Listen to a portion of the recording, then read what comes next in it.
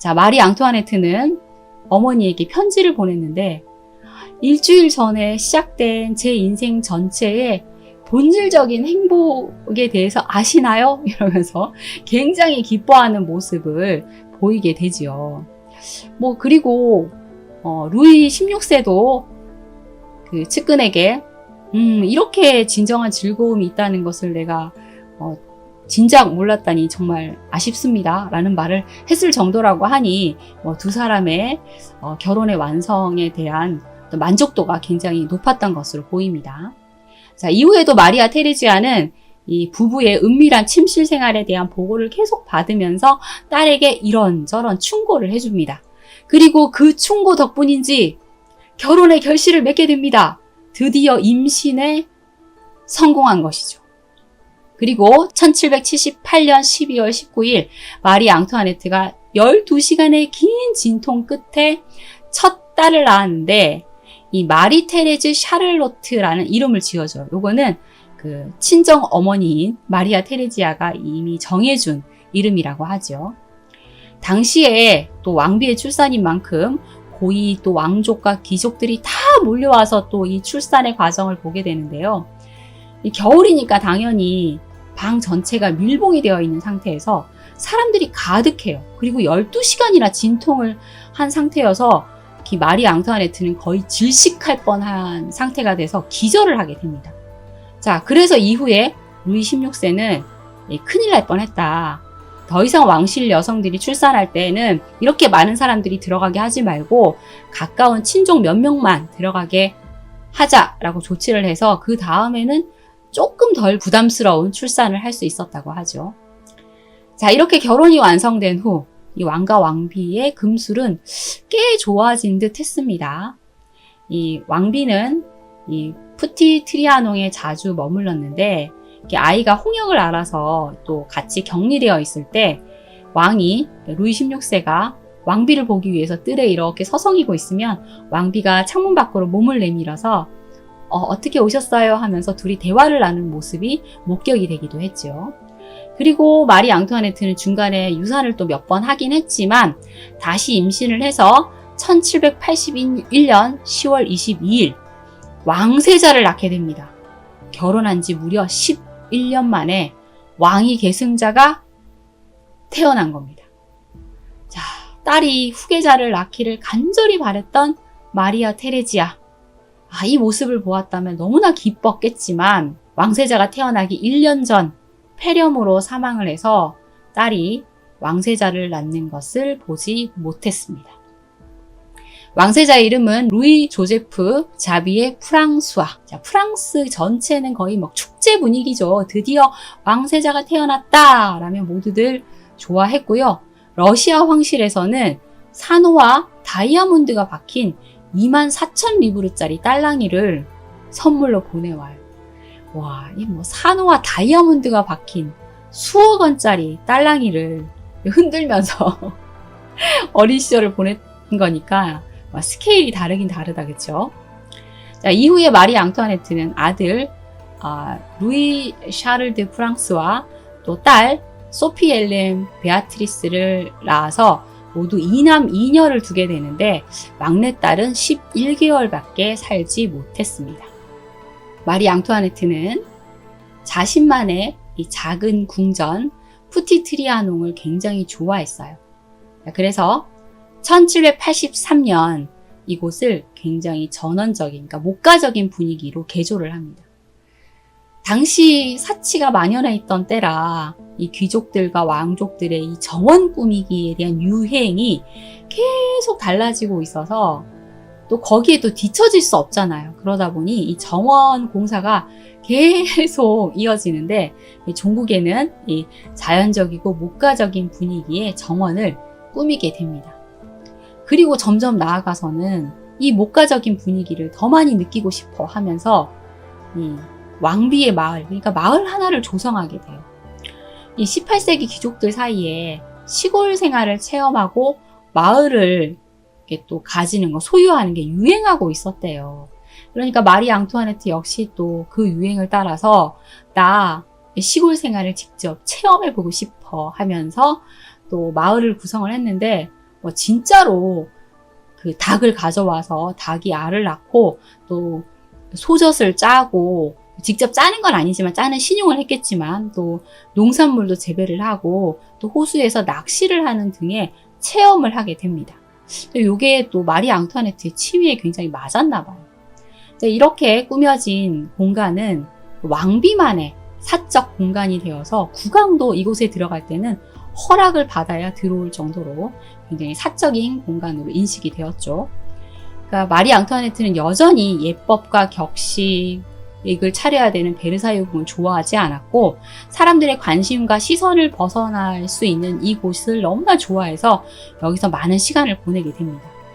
그리고 이곳에서 자신이 좋아하는 총애하는 사람들을 초대해서 카드놀이를 하기도 하고 작은 연회나 음악회를 열기도 했는데요. 마리 앙투아네트가 오페라와 연극을 굉장히 좋아했다고 하지요. 그래서 초반에는 직접 파리로 나가서 공연을 즐겼는데, 나중에는 이 그랑 트리아농의 갤러리나 이 푸티 트리아농의 오렌지 온실에 임시 무대를 설치해서 공연을 즐겼다고 합니다. 그리고 이 푸티 트리아농 근처에 작은 왕비의 그 극장을 짓고, 극장에서 직접 가족과 친구들을 초대해서 오페라, 음악, 연극을 즐기게 되죠. 마리 앙투아네트는 무대에 서는 것도 굉장히 좋아했대요. 무대에 서서 노래도 꽤 잘 불렀다고 하는데, 무대에서는 하녀나 시골 처녀와 같은 배역을 맡는 걸 좋아했어요. 그러니까 이 왕비의 지위가 자신에게는 굉장히 압박이 되었던지 무대에서 그런 걸 벗어나는 순간을 좋아했던 것 같습니다. 자, 그런데 사실 왕비로서 이것은 올바른 태도다라고 말할 수는 없지요. 몇몇 총애하는 사람들 외에는 진정 가까이 해야 하는, 힘겨루기를 해야 되는 귀족들을 가까이 하지 않고 이 총애하는 사람들만 데리고 이 푸티 트리아농에 틀어박히게 되니까 프랑스 명문 귀족 모임인 프롱드 당에서는 왕비에 대한 불만을 쏟아내면서 각을 세우게 됩니다. 그렇지 않아도 프랑스 공주라는 사실만으로도 환영받지 못한 왕비, 거기다가 초반에 사치 등으로 좋지 않은 소문이 퍼져나갔고, 또 몇몇 총애하는 이 귀족 부인들을 가까이 하다 보니까 그 여인들과 그냥 단순한 친구가 아니다, 동성애 관계다 라는 소문도 퍼져나갔고, 또 이 초대받는 인물 중에는 페르센을 비롯한 남자들도 있다 보니 그들과 몸을 섞는다 라는 추문이 계속 퍼져나가는데, 이는 왕비의 반대 세력에 의해서 조직적으로 만들어졌고 계속 추잡한 팸플릿이 배포가 되면서 국민들에게 또 이 사실들이 왜곡되게 알려지면서 이 왕비는 점점 더 인망을 잃게 됩니다. 자, 이 정도 되면 굉장히 심각한 상황인데도 마리 앙투아네트는 이걸 이렇게 대수롭지 않게 생각했어요. 어머니가 살아있을 때는 어머니에게 편지를 보냈는데, 이건 원래 프랑스의 분위기예요. 우리는 풍자적인 노래를 하는 그런 시대에 살고 있어요. 프랑스 사람들은 특유의 경박함을 가지고 있는데 이 국왕 앞에서도 삼가하는 법이 없어요. 저 역시 예외로 취급돼서 보호되거나 하는 건 아니라고요 라는 편지를 쓰기도 했죠. 그러니까 좀 마음이 아프고 너무 속상하고 그러긴 하지만, 아무리 약질적인 여론이 퍼져 있다 하더라도 자신의 이 왕비라는 신분과 지위를 손상시킬 수는 없다. 그러니까 왕실의 권위는 그만큼 단단하다라는 그런 생각에 빠져 있었던 겁니다. 그리고 또 아이들을 낳으면서 부부의 사이도 좋아졌고, 마리 앙투아네트도 예전보다는 좀 성숙한 모습을 보여주기도 해요. 한참 드레스 맞추고 도박하고 이러면서 스트레스를 풀던 걸 조금 자제를 하고 아이들을 돌보면서 행복을 찾아갔던 거죠. 아이들의 장난감 중에서 잘 사용하지 않는 장난감은 환경이 어려운 애들에게 나눠주기도 하고, 또 사치하는 습관도 조금씩 버렸습니다. 크리스마스 선물을 받지 못했던 첫째 딸 마리 테레즈가 왜 선물이 없어요? 하고 투정을 부리니까 밖에 굶고 추위에 떠는 사람들이 많이 있어. 선물보다 음식을 먹을 수 있고 따뜻한 잠자리가 있다는 것에 감사할 줄 알아야지 하면서 굉장히 성숙한 모습을 보이며 딸을 야단치기도 하죠. 네.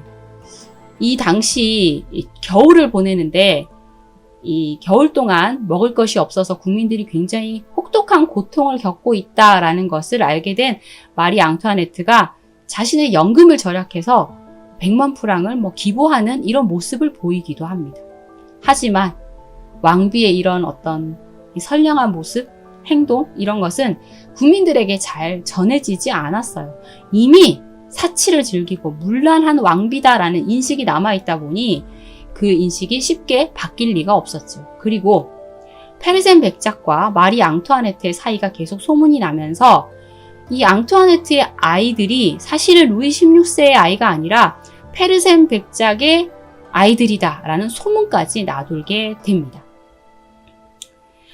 페르센 백작은 1778년 프랑스로 돌아온 이후에 이 왕비의 이 뿌띠 트리아농에 자주 초대가 되었어요. 그러다 보니 왕비의 애인이라는 소문이 나게 됐고 또 왕자와 공주에 대한 안 좋은 소문까지 더해지게 된 거죠.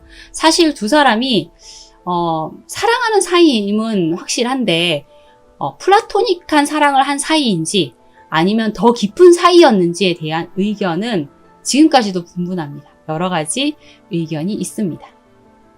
자, 그리고 마리 앙투아네트의 패션 역시 계속해서 비난의 대상이 됩니다. 초반에 입었던 굉장히 화려한 그 로코코 양식의 드레스도 비난이 되었지만 이후에 이 몸을 조이는 패티코트를 벗어 던지고 불편한 장식이 없는 아주 편한 치마에 하얀 모슬린 가운을 입고 밀짚 모자를 자주 썼는데 이 모습은 당시 또 마리 앙투아네트의 전용 화가였던 여성 화가 비제드 브링이 그림으로 옮겨 그렸는데 엄청난 비난이 쇄도하게 됩니다.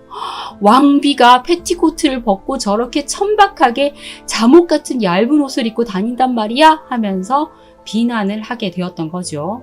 하지만 이런 비난과는 별개로 왕비의 패션은 크게 유행하게 되어서 왕비 사후에까지 유행하게 되죠. 자, 정치는 갈수록 혼란스러워지고 있었습니다. 당시 프랑스는 이 미국 독립전쟁에 개입을 해 있었는데요. 독립전쟁에 계속 돈을 퍼붓다 보니 재정은 극도로 악화된 것이 바로 큰 문제였습니다. 그런데도 이 국민들은 이 왕실의 사치 때문에 이 모든 것이 일어났다라고 생각을 했어요. 사실 마리 앙투아네트가 사치를 하지 않았다는 건 아니지만 선대 왕비들이나 또 정부, 왕의 정부들에 비해서 엄청나게 씀씀이가 컸던 것도 아니었고 또 이후에 씀씀이가 많이 줄었음에도 공격 대상으로 삼기가 너무 좋았던 거예요. 오스트리아 출신의 왕비라는 것이 그녀를 비난하기에 너무 좋은 조건이었던 겁니다. 자, 그런데 이런 상황을 부추기게 되는 왕실과 왕비에 대한 불신을 부추기게 되는 사건이 일어나게 되었으니 그것은 바로 그 유명한 마담 디바리의 목걸이 사건입니다.